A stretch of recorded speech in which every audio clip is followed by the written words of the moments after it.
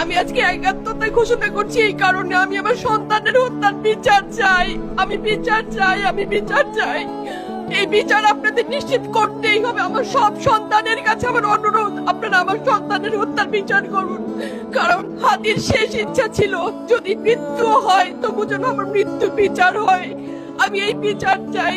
ইনসাফের বাংলাদেশ চাইলে যদি মৃত্যুবরণ করতে হয়, আর কত রক্ত দেবে আমাদের সন্তানেরা? আর সহ্য করার ক্ষমতা আমাদের নাই। আমাদের সন্তানদের বাঁচতে দিন। ইনসাফের বাংলাদেশ গায়েব হোক। আমরা আর সহ্য করতে পারি না। প্রশাসনের কাছে, সবার কাছে একটাই মাত্র অনুরোধ, আমাদের বাচ্চাদের বাঁচতে দিন, আমাদের ইনসাফের বাংলাদেশ দিন।